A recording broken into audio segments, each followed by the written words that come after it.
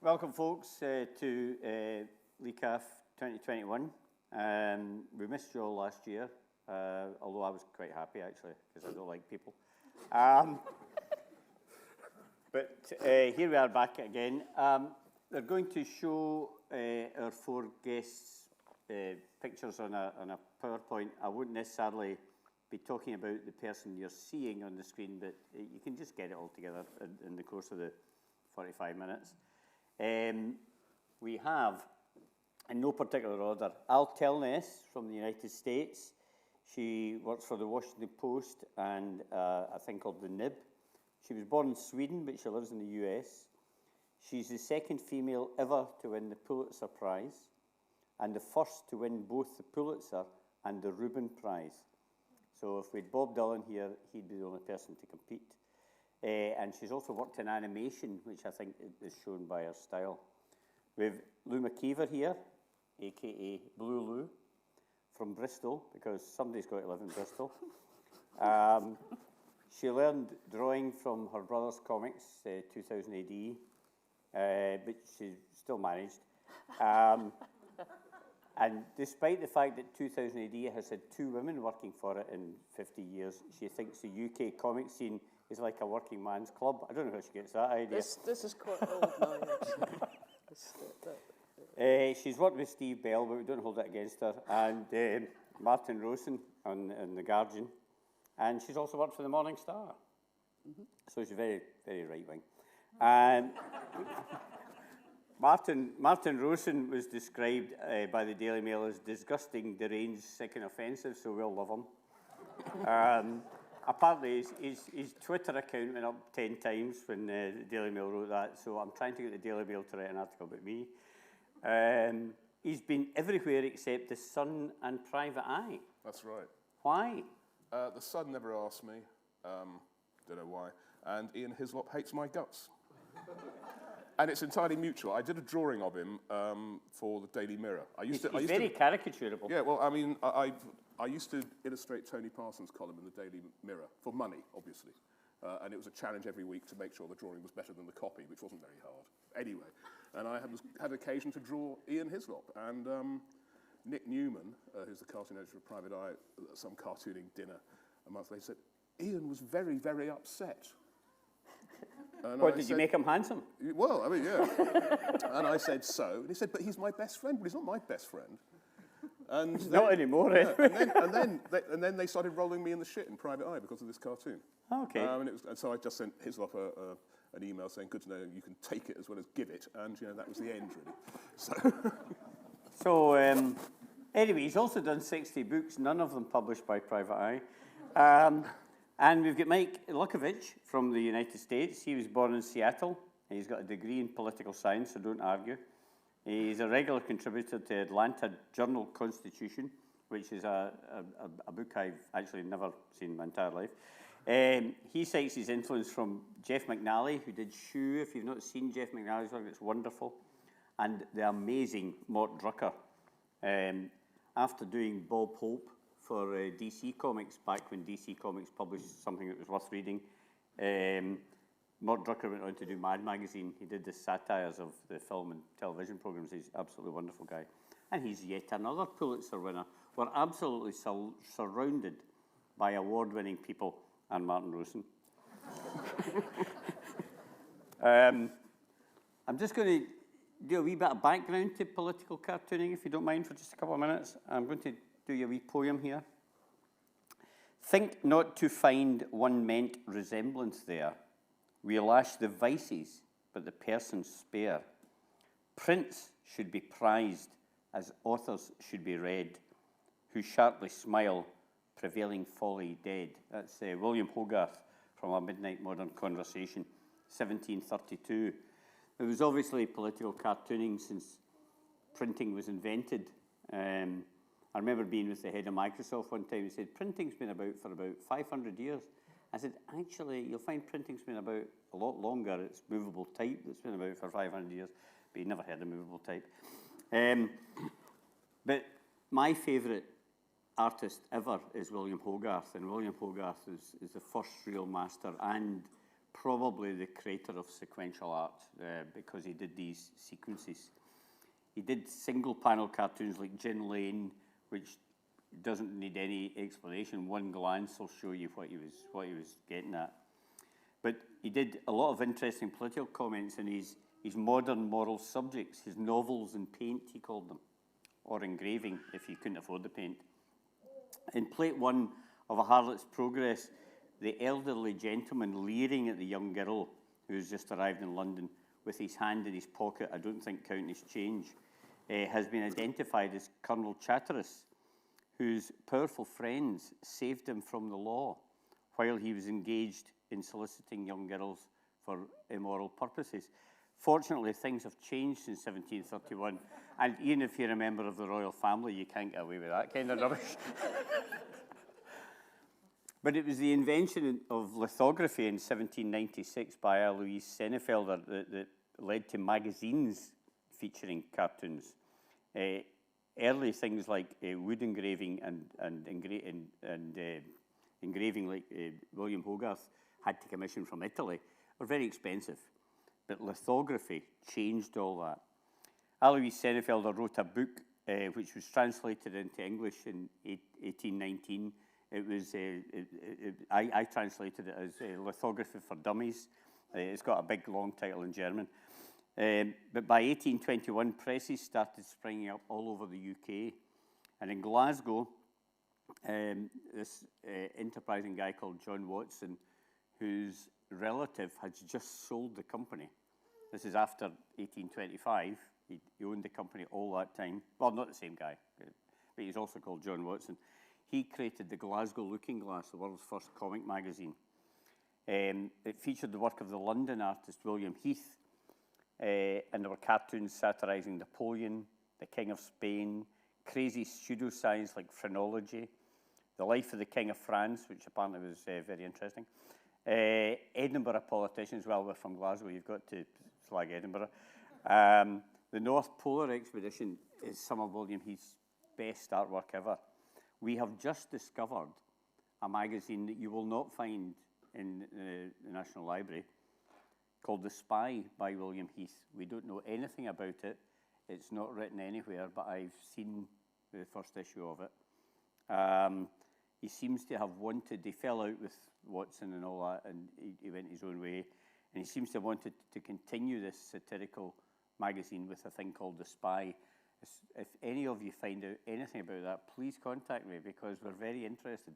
We've seen the publication. There's no publisher listed. We don't know anything about it.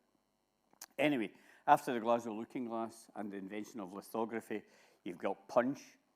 You've got Alice Sloper, which is not overtly political, but because it's about a guy who slopes around the alleys and he's poor and all that, there's an overt political message there. You've eventually got Private Eye. The covers on Private Eye, which are obviously not by Martin here. The covers on Private Eye, Peter Cook was in America and he found Mad Magazine and he liked the look of Mad Magazine. He phoned London and he says, put word balloons on the covers. And so that comes from America, that comes from Mad. And of course there's the New Yorker in America with wonderful cartoons stuff. And every year, the New Yorker does a special comics edition. And Viz. And if you don't think Viz is political, read the Brune Windsors, where the Buckingham Palace's heating fails, and they're worried about having to pay all that money to get the heating repaired. And they take Philip and the Queen downstairs, and there's a dead guy lying there and says, it's just your stoker's deed. And they say, can we get another one? He says, there's millions of unemployed people. We'll get them, no bother. And that sorts the heating out. So there's a lot of political stuff. Magazines started in the 1800s because you couldn't really have that kind of thing before then. And the thing continues to today. And that's why we get these wonderful cartoonists published all over the place. Okay. Now, I'm going to ask these guys a few questions, but please, if you have anything you wish to ask, just put your hand up and attract my attention. Martin, we'll start with him because that'll take up the 45 minutes. Do you find you need a lot of reference for a character, or do you get somebody right away? It depends who they are. I mean, when you say get, I presume you mean when you capture them in caricature. Yeah. Which actually is the building block of a political cartoon, because a political cartoon is quite simple. It's a sort of proscenium arch with caricatures of recognisable real people doing stupid things, which is why you're talking about the 300-year-long history of political cartooning. Actually, it's thousands and thousands of years old. It's sympathetic magic. It's dark voodoo, where you recreate people by drawing them and you steal their souls. And it's as simple as that, simple, straightforward stuff. And sometimes you get them and sometimes you don't.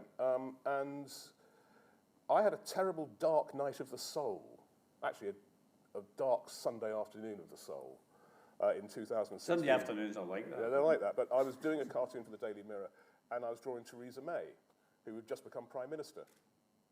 And it wasn't right. I thought, shit, I can't draw the Prime Minister. My career is finished.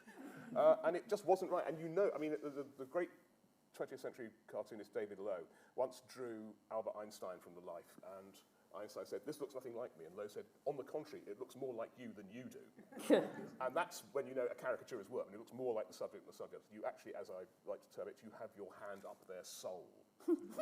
And Adolf Hitler had David Lowe in his hit list. He wanted him assassinated because he drew him like Charlie Chaplin. Yeah, well, Lowe was on the Gestapo death list, as indeed was Heath Robinson, because they were very indiscriminate in their desire to kill cartoonists. Yes, it's not a new thing. Yeah, it's not a new thing. But and then I just dropped her eye slightly down her face, and suddenly it was her. Suddenly it was Theresa May, and I don't know how that works. I don't know how I did that, but it was her, and it was palpably her. You've got to introduce your readers to the way you draw somebody. I mean, it took me 3 years to get Ed Miliband right, because he's boring. He must be so easy. No, but the trouble with Ed Miliband, there's too much going on. Where do you start? Where do you finish? His nose looks different in profile and full on. I mean, it's just a nightmare. Whereas the person I really have loved in the last 10 years drawing more than anybody else was George Osborne. I mean, almost pervily, I love George Osborne, because his head clearly has no bones in it. And that's easier to draw? Yeah, it's just a sort of lump of cartilage and suet. But also his sneering mouth, going further and further around his mouth, when he looks more and more pleased with himself when he's thrown more orphans onto the bonfire and things like that. And do you have difficulty caricaturing people, or do you get them? Do you just look at them and go, oh, I know how to draw that? No, I agree with Martin. It's not so much drawing the person, it's knowing the person. So the more that I get to know a politician, through reading, his comments or listening to him on a video, I think my caricatures are more successful that way. I mean, my two most, I think, successful caricatures are Dick Cheney and Trump, and neither one of them really looks like them, but they feel like them. So, yeah, I think a caricature is more about the person than whether or not they have a large nose or not. Yeah. So it's the feeling. It's getting the character to feel right rather than look right. Right. Well, like Martin said, the soul. It's definitely, if you want to capture who they are. But it's looking at your caricatures of Trump, Anne, that actually revealed something about Trump I hadn't picked up on before, which is the way he has his mouth goes into a kiss, where he seems to be kissing himself. You see what I mean? No, I don't think he seems to be. Well, he is. But it was your caricature, and I thought, yes, that's it. That's what I'm missing from my caricature of Trump. So I'm afraid I stole it. But as Picasso said, great artists steal. So. And he owes you 10% of royalties. Okay. In perpetuity. Lou, Right. Yes. what do you think about this subject? Do you have difficulty, or? I remember Steve Bell gives a piece of advice, and he says, well, obviously draw them from life, but get close enough to smell them. And I remember that particular night, we were at the, one of the awards in the Standard or something like that. And it was Michael Portillo. And I had a couple of beers, and I did go up and sniff Michael Portillo. And he smelt very expensive. He looks very expensive. Yeah, but... His pink jacket and all that. But that's, I would say, getting as close as possible, drawing from life, sort of like literally stalking them. But, Mike, what's your experience? You know what I do when I'm drawing a caricature, I really try and get it to look like the person, and then I fool around with it. I mean, like Trump is like the perfect person to caricature because he's such. I really dislike him so much, and there's this phoniness about him. You know, his hair, the color of his skin, the pursed mouth that was already discussed. And so what I'll do is I'll get on Google and I'll find an image of Trump like from the side view or something, and then I just look at that, and I don't pencil anything in. I just ink right on the paper. And that sort of helps me just get the sort of a natural progression for me. I want to say one thing, Anne. You mentioned Trump, and I think it was Cheney as your favorite people you like to caricature. I thought you were going to say Mike Pence, because you do an excellent Mike Pence, and I'm trying to remember how it looks, but it's like he doesn't have eyes or something. And I just thought, oh, that he's soulless basically. And I thought that's such a good way to get him across. So I really like that one.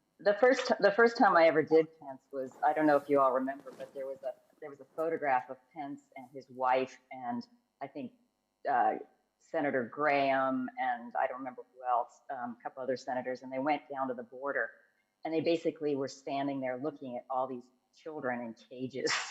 And they just, I remember they were kind of standing there, and they were kind of looking, and I'm thinking, what a bunch of soulless ghouls. So I just drew them all with no eyes, and that's kind of how the Pence came. Yeah. Oh, over here we don't hear much about Kamala Harris. She's been identified with Sue Storm from the Fantastic Four, the Invisible Girl. Do you hear more about her over there, or is it just the BBC aren't interested?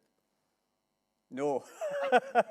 Yeah, so she's the Invisible Girl. I haven't done many cartoons on her. She sort of has been in the background, and but even Biden. I mean, Trump every day, and Ann can attest to this. Every day we would get up, and Trump would text something early on, something crazy or ridiculous or really stupid. And so I would start working on an idea, and then an hour or so later, he would tweet another something even stupider. And it was just a constant thing like that. And it was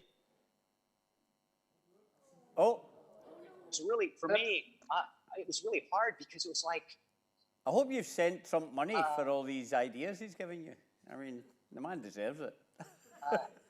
we don't have to deal with it. Mike seems to have frozen. But Kamala Harris is Kamala Harris is not controversial, and she's, she's sort of in the background at this point. I think she will emerge more, but at this point, I haven't hardly done anything on her.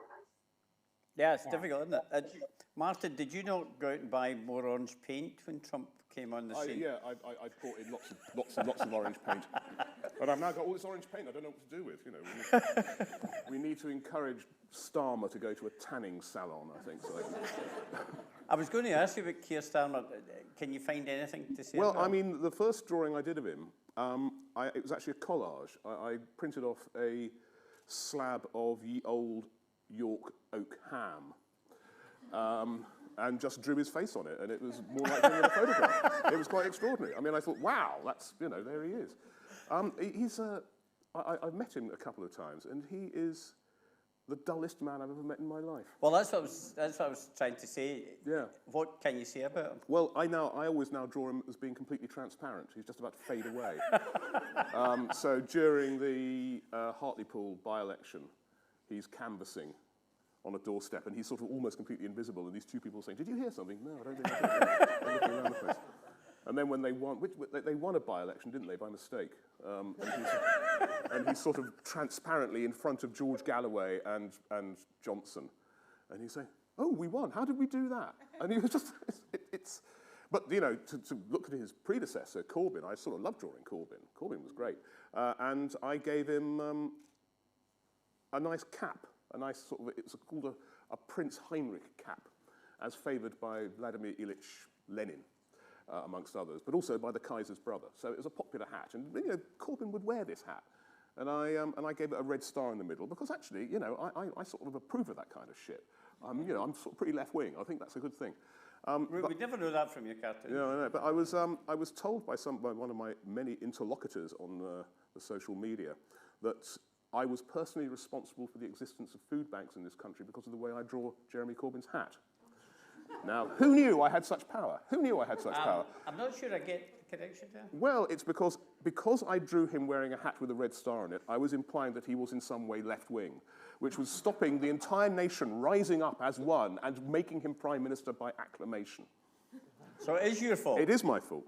Okay. Yeah. Well, you know, we know now, folks. But, you know, it's his fault. They think of little else in the red wall than turning to page 15 of The Guardian to look at my cartoon and think, well, that's not, and now I know what to think about Corbyn. That's what they say all the time in Middlesbrough. They never say anything else. Corbyn bought my book about Robert Burns. Did he? Yes, and was he him, was it? insisted on paying for it. He said, every worker deserves his wages. Well, good. I mean, I think Corbyn was a good man who didn't want to be Prime Minister. I think John McDonnell should have been the leader, but there you go. I don't think our current Prime Minister wanted to be Prime Minister, because he's pretty shite. Lou, No, he wants to be a constitutional. He just wants to be worshipped as a god. He wants the world to congratulate him with grateful applause and laughter each time he trips over his cock. That's all he wants. And the easiest way to get that, because he can't tell jokes, he lands a punchline like the fucking R101. He can hardly speak. If you shaved his head, dogs would vomit in the street at the sight of him. And the only way he could possibly get ahead, you know, politics is showbiz for ugly people. The only way he could get to the point where he could leech our adulation is as Prime Minister. But unfortunately, we also all hate him. So it's a bit of a problem. I mean, he should just retire to a padded cell. in I, Claudius, who is he? Is he Nero? He might be a sort of fat Caligula, actually. Yeah. I think he's a fat Caligula. A fat because Caligula. You know he wants to make his dog a member of the House of Lords. You know that. Or Carrie does. Yeah, Carrie does, yeah. The real Prime Minister. Lou, I forget where we went. Is there anybody is a favourite of yours for drawing? I used to really enjoy drawing David Cameron, actually. Why is that? Because he's a wee shite?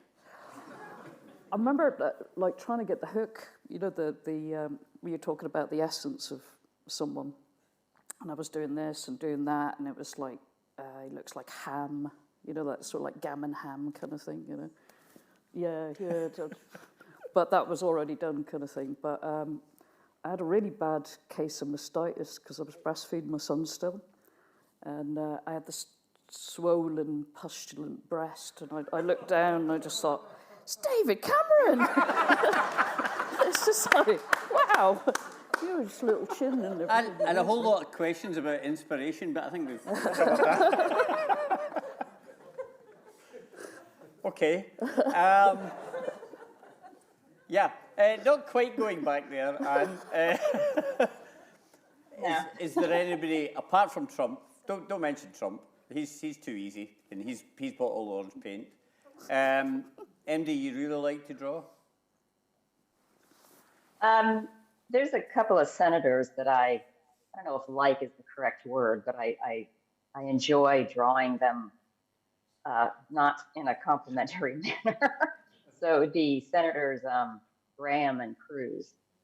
They're both have some interesting faces, and of course they're hideous in their politics. And now with Cruz having grown a beard, he really looks gross. So yeah, those are the two that I enjoy to. Is a beard easier to draw? Well, you have to I mean, I don't know if your audience is familiar with Senator Ted Cruz, but he's a hideous man, both in his beliefs and his. I don't think you like him. No, I don't actually. And then he's not really growing a full beard. It's just sort of one of those scraggly things. So, yeah. He's not joining the Taliban then. It's too short. Yeah. He has the same beliefs as the Taliban in certain ways. Yes. And Mike, do you like drawing? Do I like drawing? I love drawing. That's the funnest part of the job, I think, is, you know, once you struggle to come up with the idea and you get something that you're halfway, you know, I'm never completely satisfied with my ideas, but once I come up with something, you know, I've sort of run out of time, then I start drawing, and that's like the funnest part because I've got the idea and I get to draw it out, and I'll start, you know, I don't pencil in, so I start something, I'll draw like a nose, then I'll white it out because I don't like it, and then I'll just start over again. But I work really fast. I wait until, you know, I procrastinate all day, and then as it's getting close to my deadline, that's when I really start to panic and start coming up with ideas. And then I have very little time to draw. So and that's why I don't pencil anything in first, is because I just want to get everything finished. And so I draw very quickly. And so that, you know, I'm sure it's like all the other cartoonists, you know, you're focusing so much on that one cartoon, and that's sort of the most important thing to you. But then if I come up with something and I don't like it, I want to redeem myself the next day by doing a better cartoon. So you're always so focused on that one cartoon that you're working with, and then you get to start all over the next day. So we are so lucky to have these jobs because you get to be creative. I feel like it's a vocation because, you know, you're trying to show what's actually happening in the world, and you can do it, you know, using sarcasm and humor, and so that, you know, I get emails from people who are against my politics, but they say that they read my cartoons because they like the humor and things. So I think that's great. I also get, you know, really angry mail, but it's just such a fun job, and it's so rewarding, and I'm just It's such a fun job. Lucky to do it. I like that. I like that. Yeah.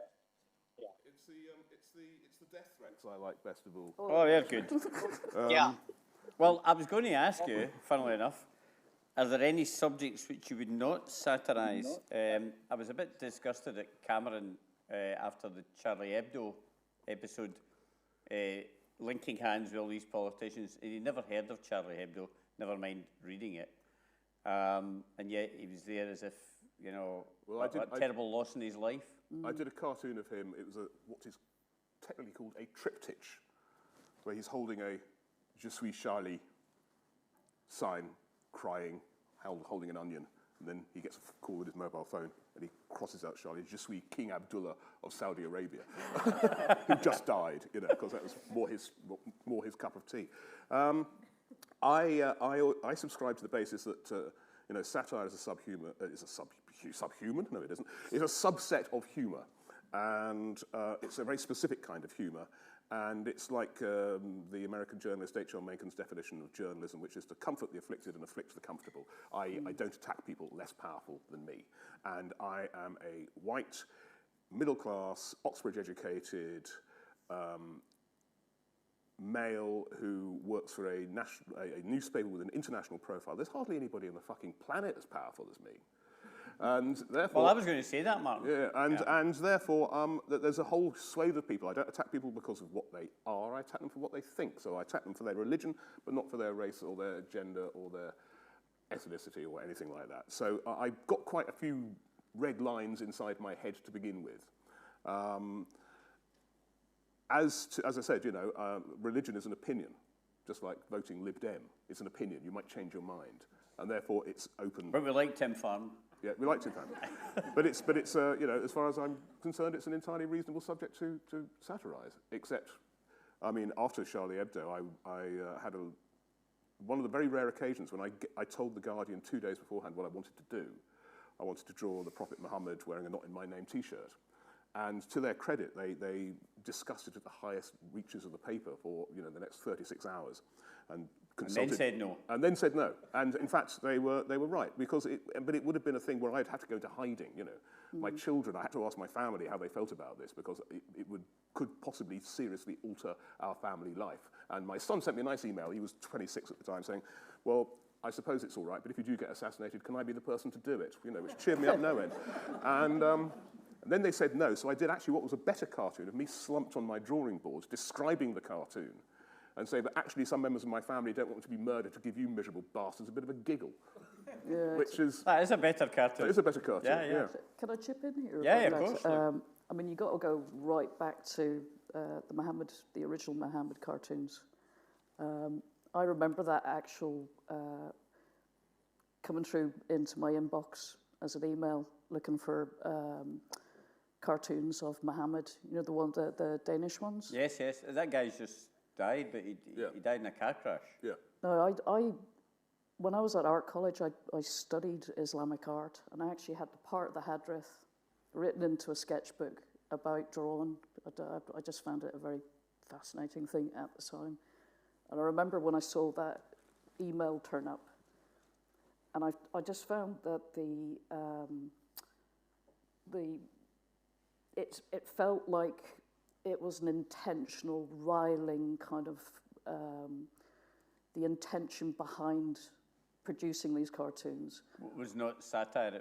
It was not satire. It was about attacking the people who basically empty the bins and clean the toilets in the offices of the islands. It was to basically stir up. Yeah. Being from Northern Ireland, you kind of get a sense of that kind of provocative kind of, So I just thought, no, I'm not going to go for that at all.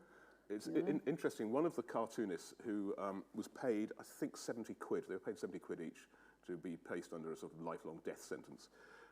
He's the chairman of the Danish Cartoonists Association, and he did a really nice cartoon. And it's an Arabic boy smiling, grinning with big cheese-eating grin, standing in front of a blackboard on which he has written in Arabic, "The editor of the Islands Poston is a provocative, racist idiot."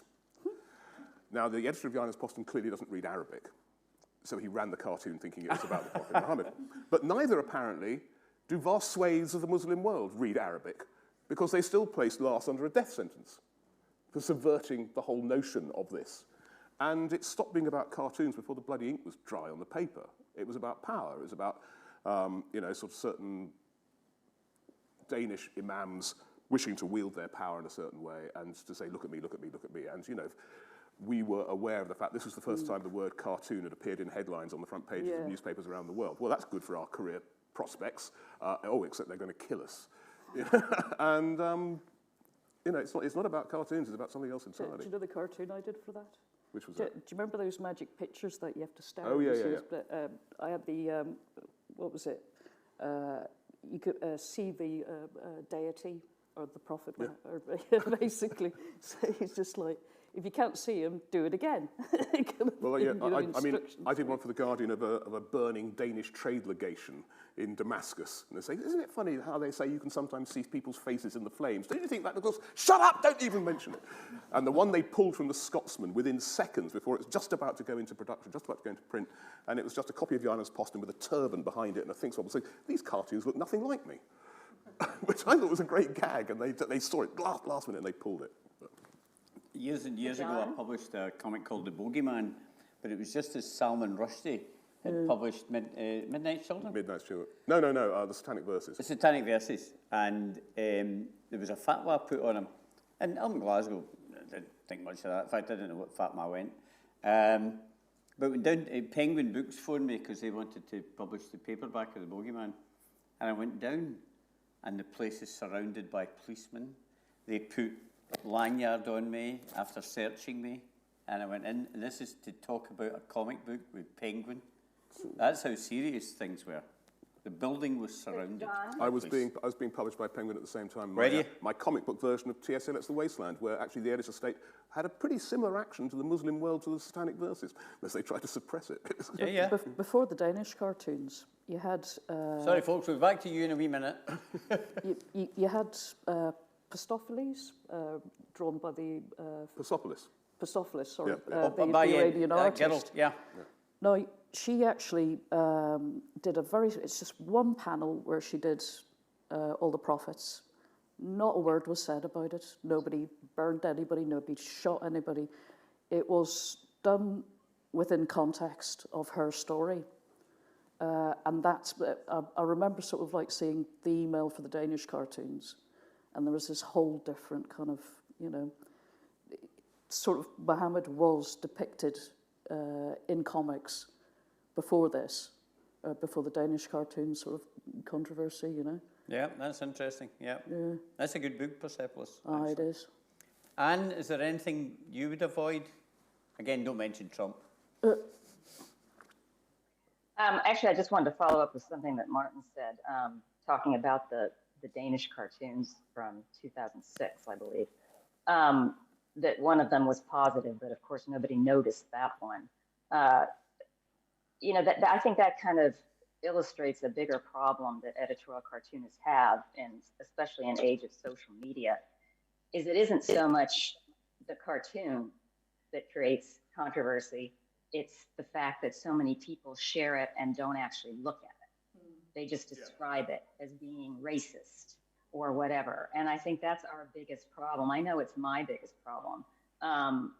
So, you know, in terms of the Danish cartoonists and also Charlie Hebdo, that was just the beginning of all this. We're kind of in a whole different situation now because of the fact that social media moves so quickly and people do not look necessarily at the cartoon. They're only reacting to other people's reactions.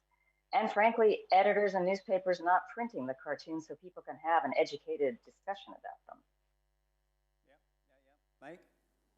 Yeah, you know, I did a cartoon a couple weeks ago. This was after the Texas abortion ban. You know, a woman cannot seek an abortion after 6 weeks in Texas, and most women don't even know they're pregnant at that point. So this was during the United States leaving Afghanistan. So I drew a cartoon where I've got two women in Afghanistan, and they're wearing burqas, and one is saying to the other one, "Pray for Texas women."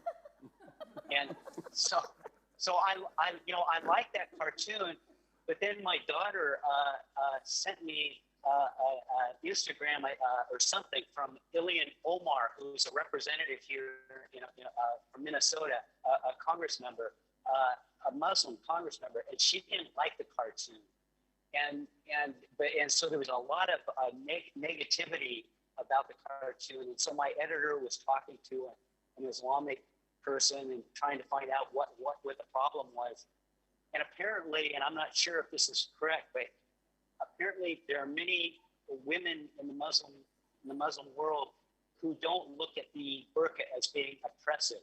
They look at it as part of their religious beliefs. So me putting a couple of Muslim women in burqas, and then the cartoon that I did, they took offense to that. But that's sort of how, you know, so Ilhan Omar complained about it, and then I was getting all kinds of crap from people who I don't even think, like Anne said, really even paid that much attention to what the cartoon actually meant. Yep. One of the hazards of being a cartoonist is you get controversy occasionally. Can I just ask you guys who your inspiration is? Now, I can't remember if I mentioned earlier on, but when I was looking up William Hogarth on the internet, I came across this brilliant essay. It was by Martin. I take it Hogarth is one of your favourites? Yeah, well, David Lowe, who I mentioned earlier on, said Hogarth was the grandfather of the political cartoon and Gilray was the father. And so it's a kind of apostolic succession, because Hogarth established the idea that you can tell narratives through pictures and just firmly establish that. And, he was one of the most powerful communicators of his time and lauded for it. And, I think Gin Lane is the greatest piece of journalism this country has ever produced. And it's one picture. It's one picture. And it's full of the most appalling, dark, evil jokes. But I think what's interesting about Gin Lane is it's almost exactly where Fagin's kitchen was 80 years later. And the difference between a Hogarthian slum and a Dickensian slum. In a Dickensian slum, there is hope, and hope is dashed, and you cry. There's nothing in Gin Lane. Whereas in Gin Lane, there is no hope whatsoever. All you can do is laugh. That's the thing, because everything's so bad, all you can do is laugh. So it's Hogarth. Bit like EastEnders. Yeah, exactly. Hogarth, Gilray, but also, you know, people like Ronald Searle, who was, without question, the greatest cartoonist of the 20th century. David Lowe is a fantastic inspiration. And amongst my contemporaries, I think Morton Morland at the Times is wonderful. He's just got a beautiful line. He's also Norwegian, so he has that side of jaundiced outsider's look at the preposterous nature of our politics, which actually we're all outsiders now, given the preposterous nature of our politics. Well, certainly we are in Scotland. Yeah. Yeah. There might be even more outsiders Yeah, you might. shortly. No, you'll be inside, we'll be outside. That's the trouble. Oh, you can come up. Oh, thanks. Yeah. Lou? I've actually been rediscovering a lot of political cartoon history in the form of a Martin's contemporary... books. A contemporary of Hogarth, a female contemporary of Hogarth, who published the first book on caricaturing in 1776. Ah. Now, she's been obliterated from history. Very like, well, yeah, I was talking to a cartoon historian, and he told me there never was, there currently is, and there never will be a female political cartoonist. And I thought, yeah, arse. I remember they told me this at art college, where we were given sort of like 50 names of artists that we were studying. And there was only one female, and it was Barbara Hepworth. And I actually says, I'm not bothering coming to the lectures. And I did every essay. I found the female surrealists. I found the female sort of like impressionists. Gentileschi? Oh, no, don't. But, yeah, I found Mary Darley, as she's called. And there's this whole sort of like caricature was actually brought to this country by an Italian noblewoman. The actual practice of caricaturing was, it was a lady's pastime. It was actually seen as a lady's pastime. And Hogarth actually wrote disparagingly of caricaturists. Yeah, he did. Yeah. He talked about character. Yeah, character as opposed to caricatura. Caricatura, yeah. So there's this whole kind of like hidden history that I started to uncover. You need to write that. I'm currently working on something with this absolutely wonderful, she's a retired British Print Museum expert, or she worked for the British Museum, But, yeah, Sheila O'Connell. Yeah. And we've been sort of like, during lockdown, the two of us would like jump down the 18th century trapdoor and sort of Lou's been illustrating some absolutely fantastic illustrations. She's been kind enough to show me some of them, and they're wonderful. They're just wonderful. Yeah, I recently, We'll need to make that door a bit bigger so they can get out. but a lot of things that, I mean, it's quite interesting finding your role models or rediscovering as a woman. But she was like came from the Bermondsey.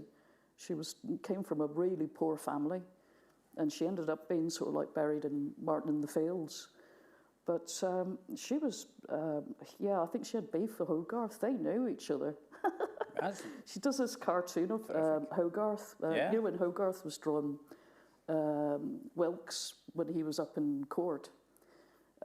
Married to this drawing of Hogarth and his wife, and it's really not very... Yeah, that's when Hogarth's career started sliding out of control because Wilkes got Charles Churchill. I love this story so much. Wilkes, the radical politician, had a tame poetaster who was a syphilitic spoilt priest, whose name was Charles Churchill, who wrote the Epistle to Hogarth, which contains a wonderful description of all our professions, of Hogarth, who was actually making notes at the back of the courtroom where Wilkes was on trial. Virtue with due contempt saw Hogarth stand, his poisonous pencil in his palsied hand. And, you know, that's what we all do all day long. It's great. I love it. Have you seen the one where Hogarth actually draws somebody urinating on Wilkes? That's right, yes, his dog. Yeah, he burns, yes, his dog, Trump. Yeah, actually, did you know Hogarth's dog was called Trump? What? I didn't know it was called... The wee called pug? Trump. Yeah, the wee pug was called Trump? The pug dog was called Trump because of the noise it made when it was farting. That says it all, really? Yep. Anne, who are your influences? Well, I started out in animation, so my That's first right. influences were sort of what a lot of animators looked at Ronald Searle's work. There's a woman that worked for the Disney animation doing creative conceptual sketches, Mary Blair. But I also, somebody that I really enjoyed looking at was Robert Osborne, who was an illustrator in the 50s and 60s for Life and Look magazine. Very simple, free-flowing lines, but he definitely did political art. I mean, he was making commentary. In terms of draftsmanship, of course, the great Oliphant, Herblock, I mean, those two, the drawing abilities, as well as McNelly that Mike mentioned, was just incredible. So yeah, and I have to also say that I lived for a short time in London in the mid 80s, and I bought my first Gerald Scarfe book, and I just loved his work. It was horribly wicked, and I wished I could do that. Oh, Scarfe is great, yep. Mike, who are your influences? Yeah, you know, McNelly, of course, and then I think it was mentioned earlier, Mort Drucker. Yeah, Mort Drucker. Magazine. And so what I used to do, this was before the internet, there used to be these magazines in the United States. I think they're called Photo Play or something. They were like movie star magazines. So what I would do is I would have my Mad magazine open to Mort Drucker's latest stuff. And then I would find a picture like of Paul Newman, the movie star Paul Newman in this photo play. And then I would just try and draw him the way that Mort Drucker drew his caricatures. And that's really kind of how I learned to do it. And then when I was in college, my first job was, I was in Seattle, so there's a Space Needle in Seattle. So during the summer, I would draw caricatures. People would come up to me and I'd draw them. So that was really a good learning tool for recognizing, you know, the measurements in people's faces and really how to do it.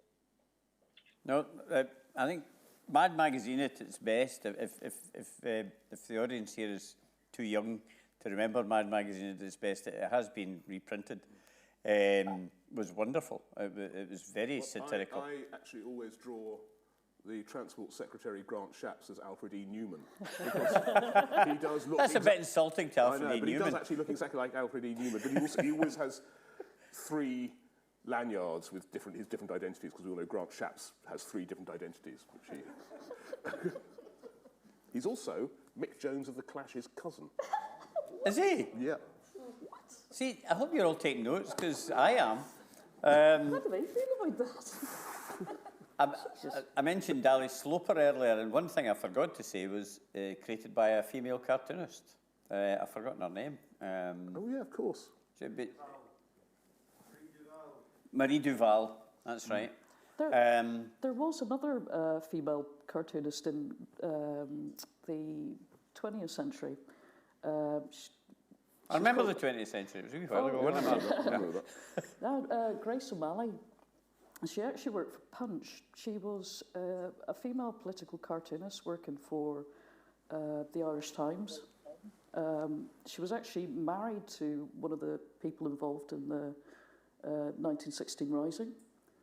Very, very Republican. I got that. Yeah. So, so Southern Ireland actually had a female political cartoonist working in the early 20th century. And how long did it take England?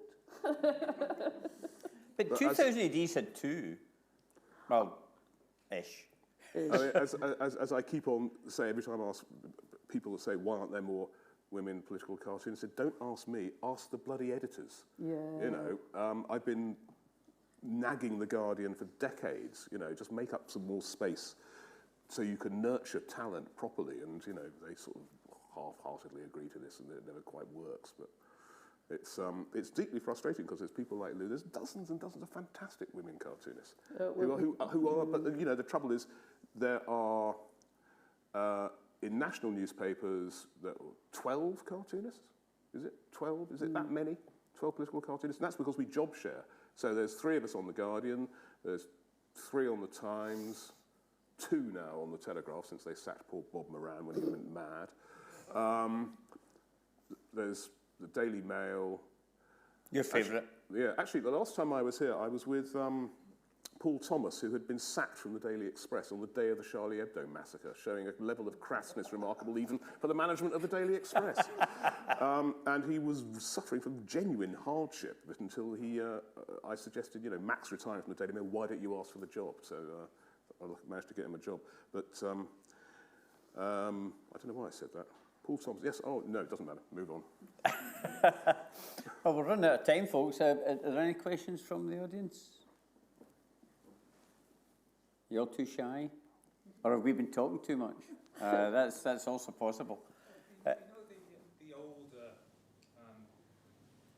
sketches and that, what's the oldest one in survival? Because I could imagine they've done on newspapers and they wouldn't have lasted very long. Well, the problem with early stuff was it was either woodcut or engraving, so it didn't last. We probably don't have them. I think Hogarth's paintings of the one that I was quoting, Harlot's Progress. I think they've gone. I think we've lost them. They burnt during his lifetime. I can't remember the name of the aristocrat. The aristocrat who bought the original paintings, and it lived in this sort of rather eccentric grand Palladian house, which had a beautiful organ inside it, and apparently the organ was heard to play spooky music as the hot air went up it, as the place was burning down, including with Hogarth's paintings in it, and Hogarth thought the funniest thing about it was the organ. Yes, he wasn't too bothered about the paintings. But actually, newspapers, you're talking about magazines, when do you think the first cartoon was published in a daily newspaper in this country? I'll tell you, 1900. So actually, newspapers have been our host of choice for a very short period of time. And when print journalism dies like any sensible parasite, we'll jump onto the next host. That's a very optimistic way of putting it. Yes? I was just wondering, to all the cartoonists, what's the most offensive thing you've got past? Like, have you ever depicted someone as a penis or anything like that? And got away with it? Oh, Martin wouldn't do that. I'm just thinking, George Osborne's cock nose. George Osborne's cock nose, yeah. That was always a joy. I got the Morning Star because they didn't pay me, so they couldn't complain about it. At the time of the Olympics, because I'm a Londoner, and I strongly objected to the fact that the International Olympic Committee, which is basically a criminal organisation run by gangsters, were going to cordon off large parts of the city of my birth so they could drive their limousines through it like it was Moscow in 1950. Hey, you should come up to Glasgow at COP26. Yeah, exactly.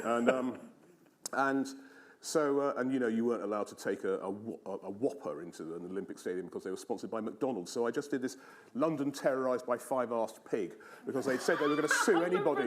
They were going to sue anybody who used the Olympic rings in an unauthorised way.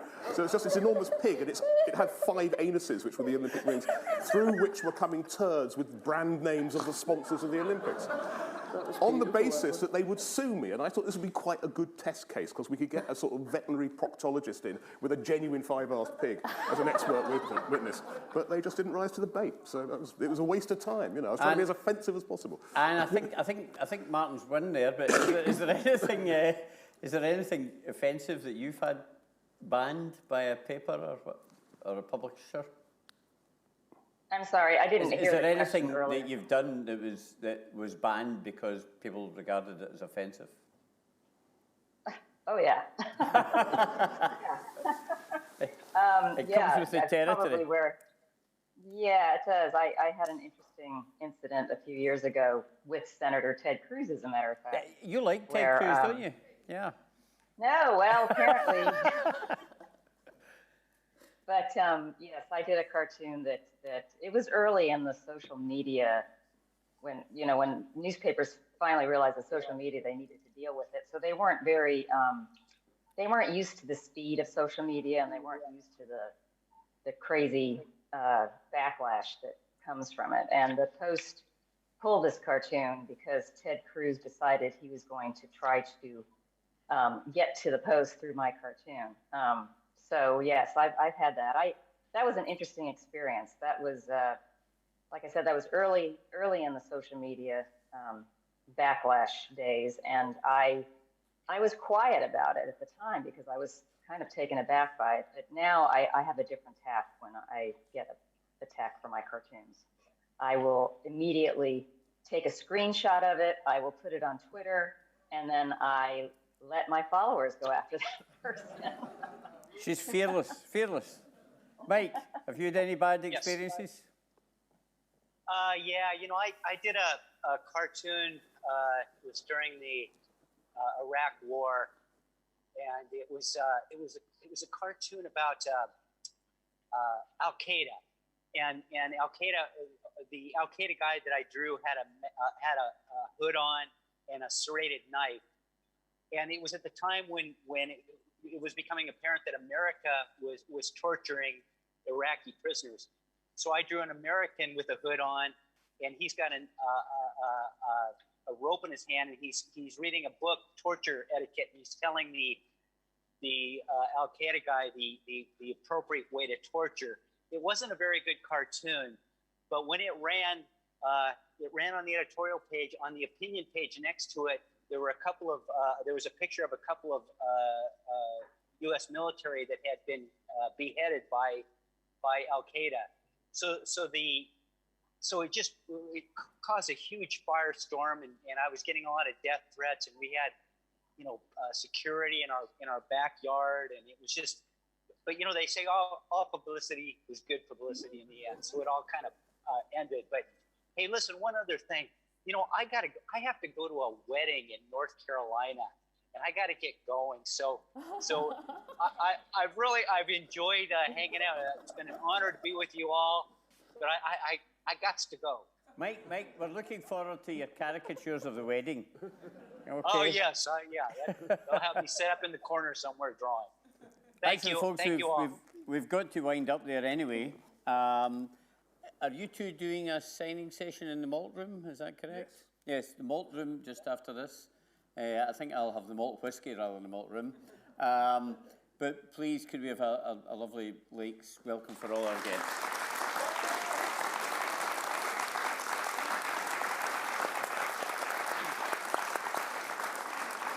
Is that all right, Lou? Is that all right? Brilliant. We didn't do any live drawing, though. We forgot about that bit. We forgot about that. Yeah. Oh, well. Too busy blethering. Yeah, exactly. The irony is these guys are cartoonists and we didn't do any drawing. We just talked. Life is irony. Eh? I better take this off before going to the meeting.